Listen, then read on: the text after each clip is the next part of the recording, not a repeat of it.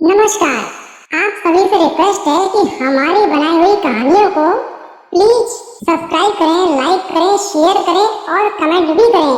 Comment करने में इतनी कंजूसी क्यों? रिया एक सीधी सादी लेकिन खूबसूरत लड़की है, लेकिन उसकी माँ बेहद बीमार है। उसके पापा को काम के सिलसिले में बाहर जाना पड़ता है। एक बार जब रिया के पापा बाहर थे तो उसकी माँ की हालत बहुत खराब हो गई। माँ, मैं जल्दी से डॉक्टर को बुलाती हूँ। नहीं बेटी, तुम मेरी बात ध्यान से सुनो। बोलो माँ, क्या बात है? बेटी, तुम ये छोटी सी गुड़िया रख लो।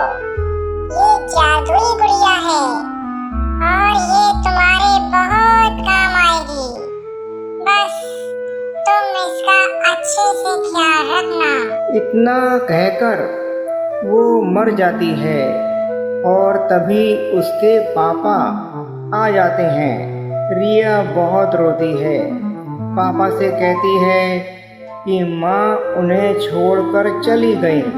लेकिन एक महीने बाद रिया के पापा दूसरी शादी कर लेते हैं। रिया की नई माँ आती है और उसके एक बेटा भी होता है। बेटी रिया, ये तुम्हारी नई माँ है और ये तुम्हारा भाई। मैं अक्सर घर से बाहर रहता हूँ ना, इसलिए। रिया कुछ नहीं बोलती, लेकिन उसकी नई माँ रिया की खूबसूरती देखकर जल उठती हैं। रिया के पापा कहते हैं कि वो रिया से बहुत प्यार करते हैं और रिया को कभी कोई तकलीफ ना हो। एक दिन रिया के पापा बाहर जाते हैं तो नई माँ पूछती हैं, कितने दिन में आओगे? तो वे कहते हैं, अब की बार 6-7 महीने लग जाएंगे, क्योंकि रिया के लिए पैसे जोड़ने हैं जो कि उसके बड़ा होने पर उसकी शादी में काम आएंगे। ऐसा कहकर रिया के पापा चले जाते हैं। लेकिन नई माँ को ये सुनकर बहुत बुरा लगता है। मेरे बेटे की कोई फिक्र है ही नहीं, ये सोचकर वो रिया को मारने की योजना बनाती है। और एक दिन वो रिया से कहती है,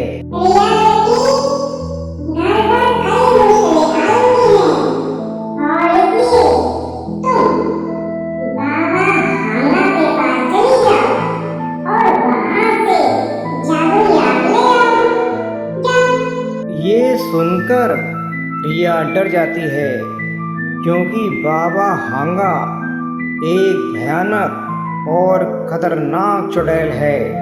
जो भी उसके पास जाता है वो वहां से लौट के नहीं आ पाता। नहीं, मैं बाहर नहीं जाऊंगी। वो अगर तुम नहीं गई तो ये घर बर्बाद हो जाएगा। और एक बात कान खोल के सुन लो, तब तक तुम्हारा खाना पीना सब बंद। हे भगवान, मैं क्या करूं? माँ, तुम कहाँ हो? ऐसा कहकर रिया रोती है। तभी उसकी माँ ने जो जादुई गुड़िया उसे दी थी वो कहती है,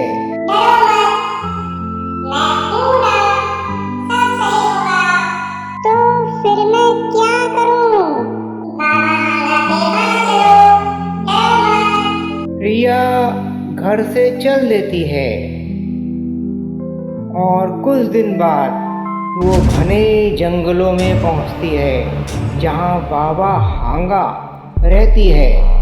रिया को बाबा हांगा का घर मिल जाता है, लेकिन चुड़ैल बाबा हांगा इंसानी खून की गंध तुरंत पहचान लेती है और वो एकदम से रिया के सामने प्रकट होती है।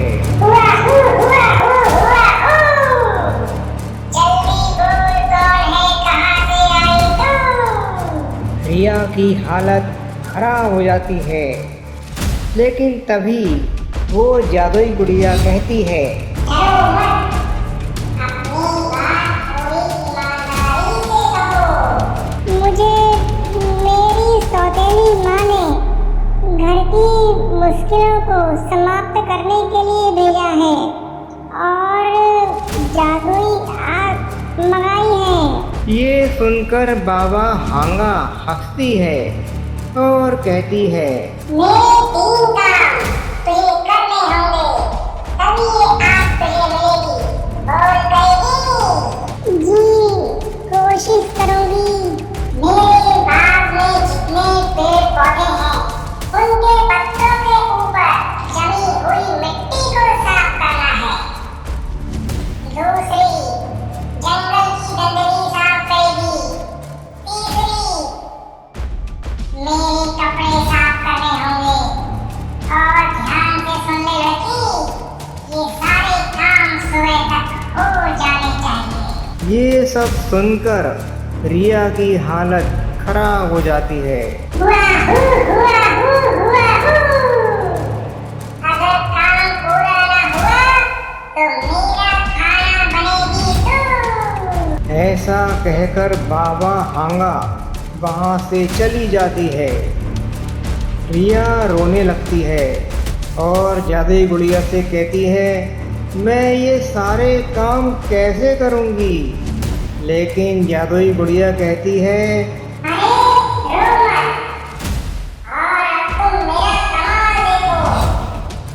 अलग पलट सब पलट। और ऐसा कहते ही एक जादू सा होता है और पत्ते, जंगल की गंदगी और कपड़े सब साफ हो जाते हैं।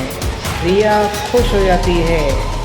सुबह बाबा हांगा आती है और कहती है, लड़की, तेरा मन साफ है और तेरी नीयत भी साफ है।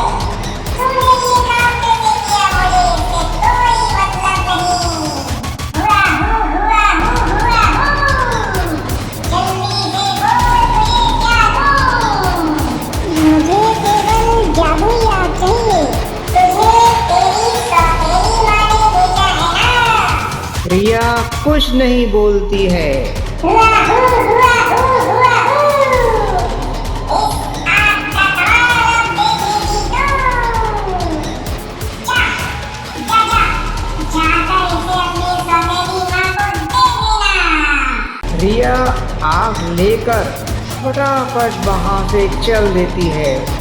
कुछ दिन बाद वो घर पहुँचती है।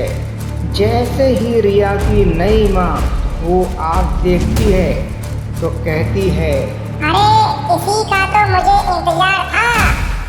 अब तो जो मैं चाहूंगी वही इस घर में होगा।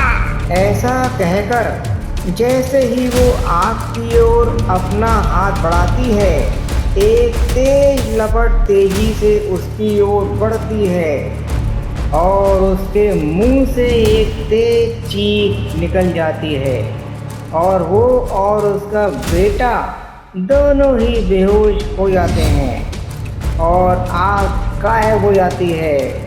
कुछ देर बाद रिया की नई माँ और उसके बेटे को होश आता है, लेकिन होश आने पर वे दोनों सब भूल चुके होते हैं। बेटी, तुम कौन हो? आप मेरी माँ हो। अरे मेरी प्यारी बेटी। और इस तरह रिया अपनी बाकी की जिंदगी अपने मम्मी पापा के साथ हंसी खुशी बिताती है।